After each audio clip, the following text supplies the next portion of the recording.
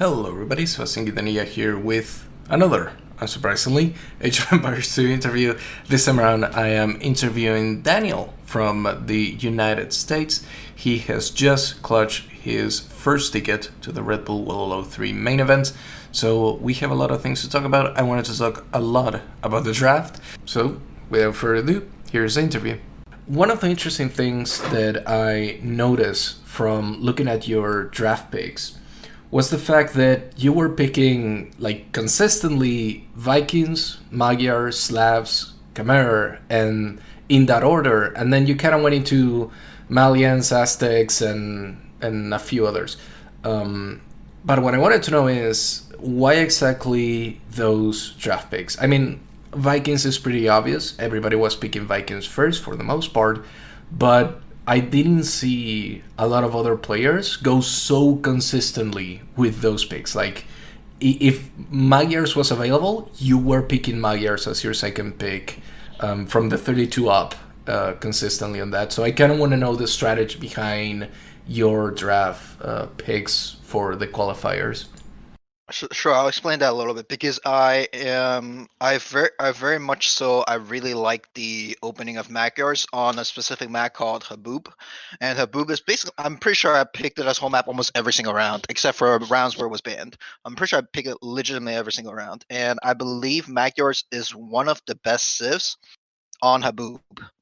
I just personally in practice games I've just gotten really good success with it.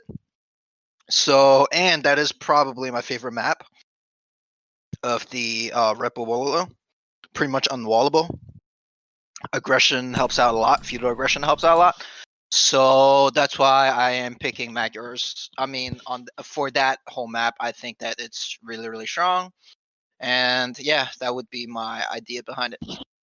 So another thing that I noticed from your draft, and this time it kind of went against the current of what I saw from other players, is you. I think you never. No, you did pick Tartar twice. You picked it on your round of 32 and on your final match against Chris.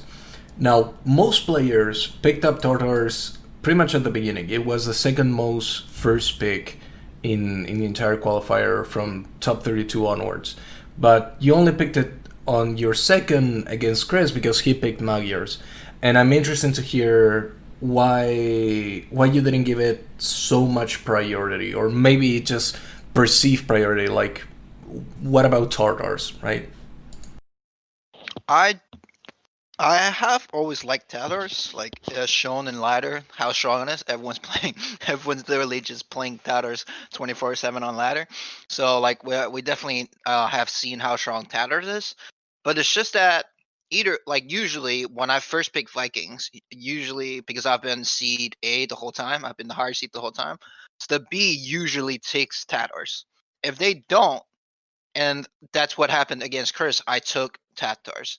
If and maybe there were some situations where there were no home maps that I believe Tatars was that good at. Like there's some maps that's just like, for example, when you're mixing it up in terms of not that many hills, let's say, or other civs just have better bonuses.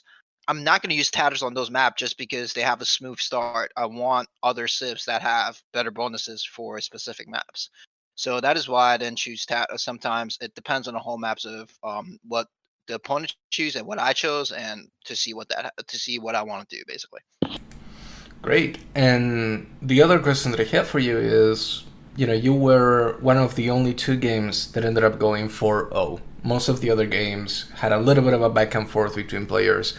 And now you're going to have at least a week, I think something around 2 weeks, something like that, before your next few matches for the group stages.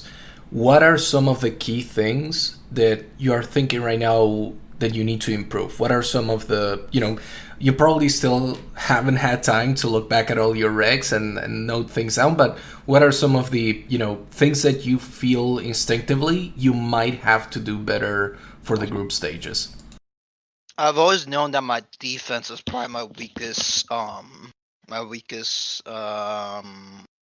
what's it called, part of my game. So it's just overall Age of Empires. It's not even just like Red Bull. I do know that I have a lot of things I can still improve on, and just overall gameplay. I think even like Hera, who is a good friend of mine and a great buddy of mine who has helped me a lot, who has suggested playstyles for me, but also has told me just like what I have to improve on, etc. So I'll definitely, focus on those, maybe on on my own ladder games, and for example, practice with my buddies a little more. Like, a lot of people helped me throughout this whole thing: Mr. Yo, Nikov, Hera, Hart, Leary, a lot of Dugal, all these guys I've practiced with. Chris, I actually practiced with Chris before the brackets came out because we didn't know when the brackets was. So I practiced with Chris also, Angelina Jolie, all my teammates, etc., etc. Like, we all practice a lot, and so definitely big thanks to all of them. If I miss any names, so I'll continue on just practicing with those guys, basically. Great. And on the topic of getting practice partners and playing as part of a larger clan, so to speak, I wanted to ask you about if you have any thoughts on, well, particularly I wanted to ask you about Infinity Legends, which right now I think these past few days it kind of merged with Pen Got Penned, and I kind of wanted to know like what is the story behind it, if there is a story, like what happened there that made, from my understanding, Pen Got Penned is now part of Infinity Legends. They're kind of the same sort of clan or team at the moment. For now, I think Peck and Pet, we decided that one day Chris asked us, like, I don't know, like 2 weeks ago. I don't remember anymore. They're like, "Do you want to join IL? Because we are, you know, we're not just looking for players. We want to have a consistent way of having like two teams practice against each other, which, for future team game tournaments, for example, if we have 3-on-3s, 2-on-2s, whatever it is, we have more matchups with each other's, and like different people can match up against each other. And we just thought that was a good idea to join because of the fact that, having a consistent team where, for example, just this Ripple, right? Bhakti was asking for practice a lot. Riot, Ryut wasn't, but we will for sure in the future practice with each other. And so all of us, like, I think that as a team, it's just easier to find practice partners, which, I mean, that's basically it. That's that for me, at least from my point of view, is why I think joining it makes a lot of sense.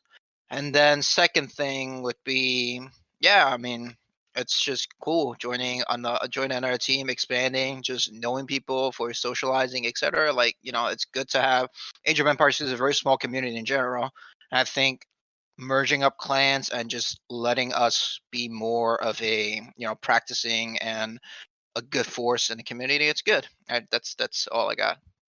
Nice. And I wanted to ask you if you have any thoughts as well about what I am thinking. And my perspective is not perfect, but what I perceive to be sort of the second tier of teams or clans in the scene right now, which seems to be Sal's and Rulers of Rome, along with IL. It seems like a lot of the players that are reaching that top 32, top 16 on the large tournaments are coming from these particular clans or teams. So I want to know like how do you feel about those other teams?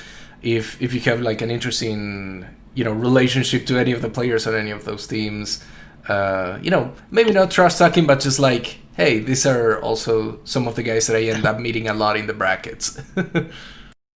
We've Peck and Pet before faced, I think, RR twice. We lost in Boa, the bigger tournament. We won in Nomad thing, the Nomad Madness thing, I believe. So we're 1-1. I mean, obviously they're going to be on the upper on the upper hand on that. Once a scrim to get against each other or crap, then, excuse me, drinking water.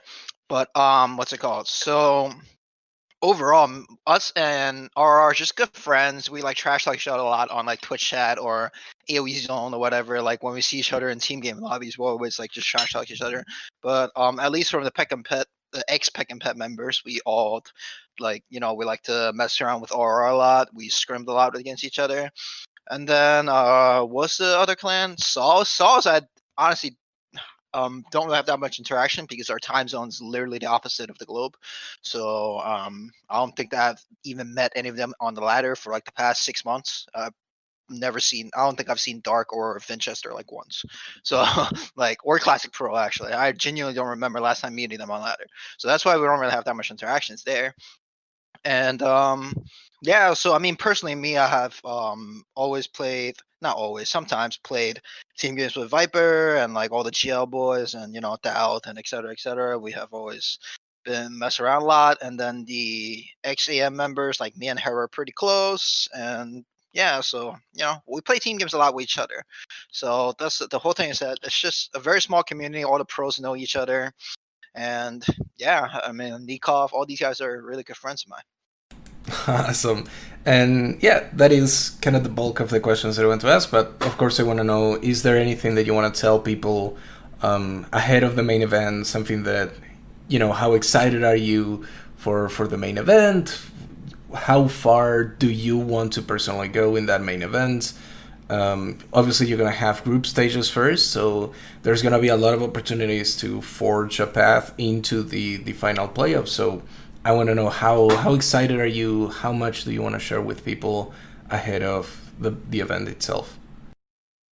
Well, I'm hyped. I mean, this is probably the biggest tournament win I've ever had. This past series with Chris, probably the biggest 1v1, at least the biggest 1v1 tournament for me, to get into the main stage. So I was really excited. Like literally after the fourth game, as soon as Chris said GG, I was like, let's go on my own desk. I was like really, really hyped, the adrenaline rush, et cetera, et cetera. So yeah, I mean, I'm happy about my result right now, but I'm not gonna just stop training because I already got in.